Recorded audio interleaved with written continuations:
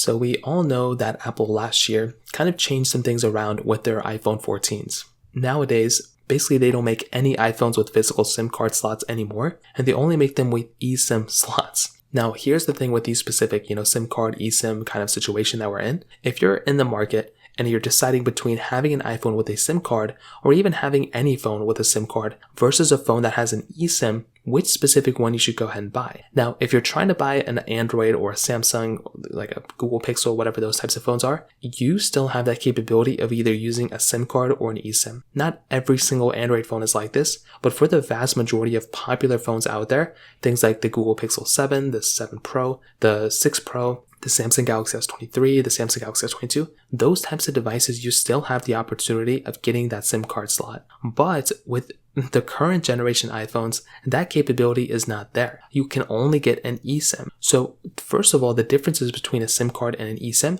they are the same type of theory. So they are just ways for you to go ahead and interact with your cell provider. So you can get cell signals, so you can get data, so you can get all those other things, text messaging. Those things can still be had between both. And it's really not even that big of a difference because really whatever you can do on one, you can do on the other. It's just for the initial setup process. And for the advantage of the eSIM, if I had to kind of break it down, once you go ahead and put your SIM card inside of your device, you really don't mess around with it too much. I haven't taken the SIM card out of my iPhone 13 Pro since I put it in there. I think I did it one time to switch over to a Samsung Galaxy S22, and then since then, I haven't really done that, I don't think, since probably. So in this specific situation, I complain a lot about eSIM, but I don't even switch my SIM card out that much for me to even complain about it too much. However, if you're somebody who wants to go ahead and you travel a lot and you rely on physical SIM cards, if you're going to a different country and you rely on those types of technologies, well then getting a phone with a SIM card slot would probably make a lot more sense than buying a phone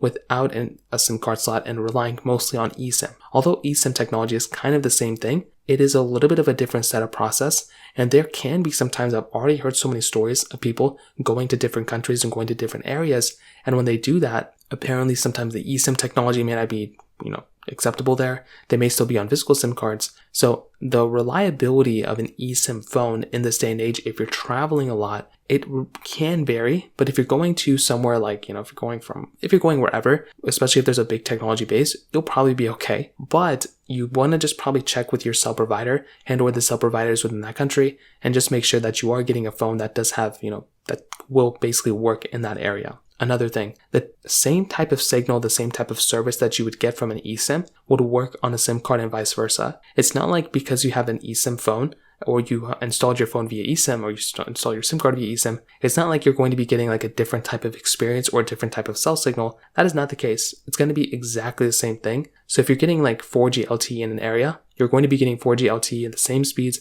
and the same type of device. Whether you have, as long as they're the same type of phone, you're going to be getting it between both. So you're really not even going to be missing out too much there either. Really, the biggest difference is just ease of use. Which one is easier for you to use? For some people, the physical SIM card might be better because you can switch around your SIM card and you can just physically take it out and put in a new one if you want to. For others, an eSIM might actually be nicer because you don't have to worry about a physical SIM card. And also, if you ever want to swap between one phone to the other, all you have to do is scan a QR code and you can just go down that direction. So it's really not as complicated of a process as some people may think, including myself. Sometimes I think it's super complicated, but it really isn't. And if you're willing to go ahead and switch over to an eSIM phone, you can always switch back to a physical SIM card phone. You just have to call your provider. You just have to buy a SIM phone with a SIM card in it. Call your cell provider and let them know to ship you a SIM card, and then that's it. You're pretty much good to go there. So there's not really anything inherently completely different between a SIM card and an eSIM, but do keep in mind that we are moving towards eSIM. Most phones nowadays will probably come out with some sort of eSIM,